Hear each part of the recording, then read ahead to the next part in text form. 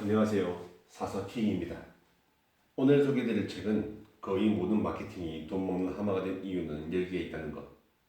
고객들이 어떤 사람들인지, 고객을 움직이는 문장은 어떻게 쓰이는 것인지, 구체적인 조언들이 페이지마다 가득하며 결국 내 브랜드에 어떤 스토리를 담아야 하는지 본격적인 질문에 스스로 대답하도록 치밀하게 전략하며 마케터부터 기획자, 광고인, 소형 기업인까지 7가지 문장 공식을 그대로 따른다면 치열한 전쟁에서 살아남을 자신만의 무기를 지니게 될 것이라고 전하는 도널드 밀러님의 무기가 되는 스토리라는 책입니다. 우선 쉽게 이 책에서 빼먹어야 할 것이 무엇인지 책의 서문에 나와 있는 3개의 문장을 소개해드리고 이야기를 시작하도록 하겠습니다. 하나, 이 책을 통해 스토리 브랜드 7단계 공식이 뭔지 이해한다. 둘, 이 공식을 필터로 삼아 전하고 싶은 메시지를 걸러낸다. 셋, 더 많은 고객이 귀 담아 듣도록 분명한 메시지를 전한다. 인데요.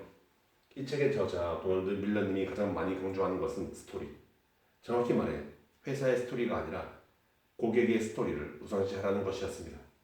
자, 이제 조금 더 정확하게 책 속으로 들어가 보도록 하겠습니다. 요즘 우리는 이메일보다 인스타그램 DM이나 카카오톡을 어쩌면 업무에서도 더 많이 사용하고 있는지 모르겠습니다.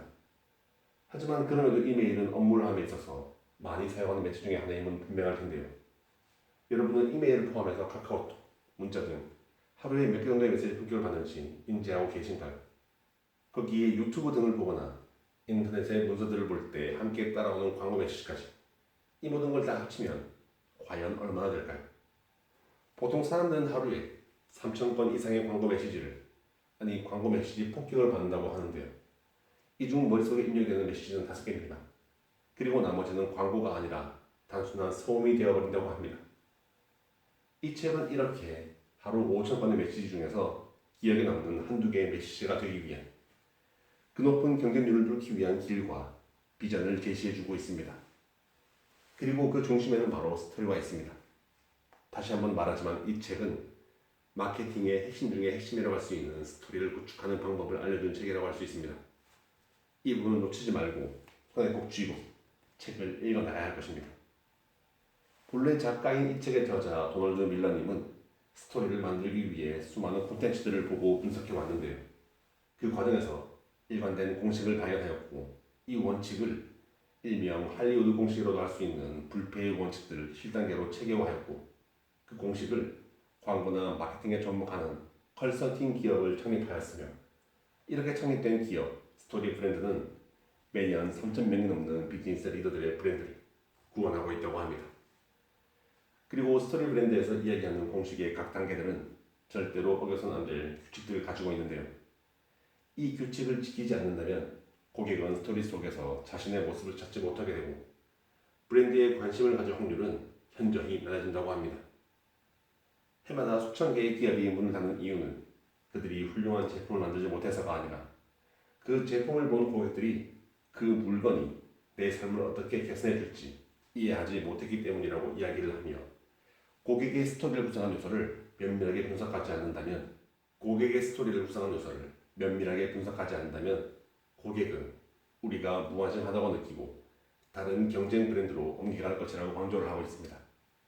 자, 그래서 이쯤 되면 도대체 그래서 그 7가지 원칙이 뭔데? 하고 여러분은 궁금해하고 짜증을 낼 수 있을 텐데요. 그럼 이쯤에서 그 7가지 원칙을 먼저 알려드리고 이야기를 이어나가 보도록 하겠습니다. 1단계, 캐릭터. 주인공은 고객이지 회사가 아니다. 2단계, 난관에 직면한다. 기업은 외적 문제에 대한 솔루션을 팔려고 하나 고객은 내적 문제에 대한 솔루션을 잘한다. 3단계, 가이드를 만난다. 고객은 또 다른 주인공을 찾지 않는다. 고객은 가이드를 찾고 있다. 4단계, 기획을 제시한다.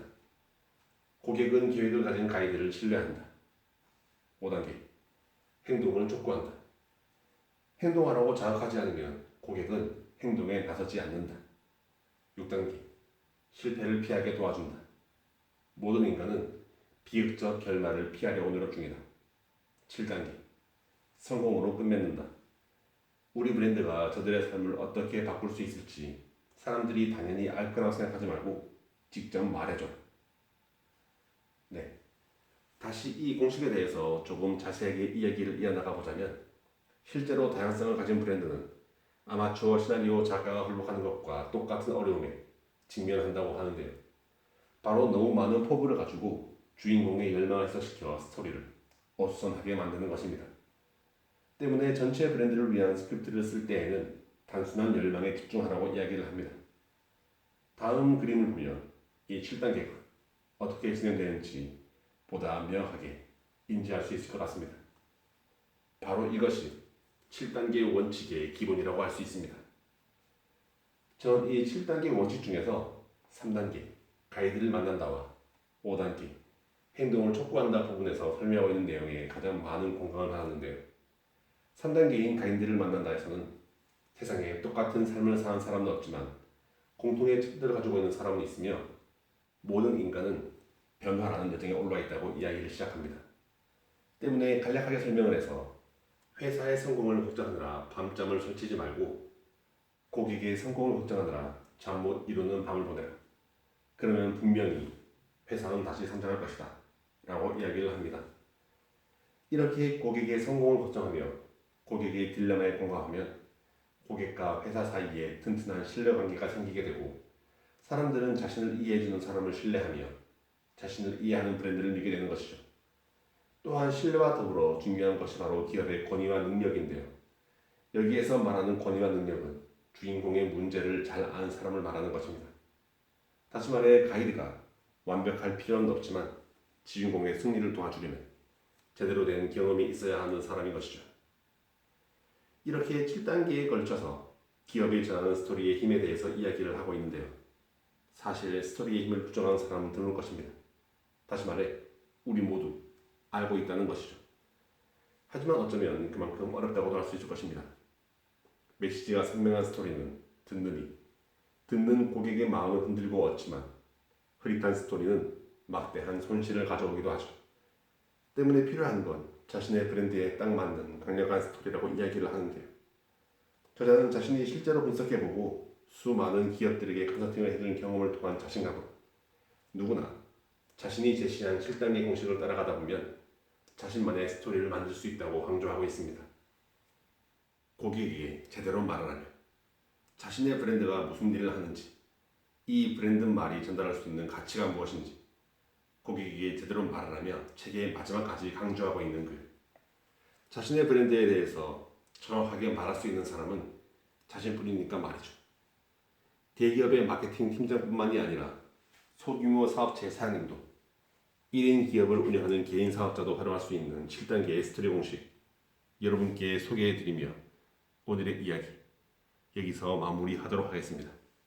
네, 오늘도 이렇게 들어주시면 감사드립니다. 더불어 사서K의 책 소개가 재미있으셨다면 좋아요, 구독, 알림 설정으로 사서K가 매주 들려드리는 다양한 책들과 만나실 수 있습니다.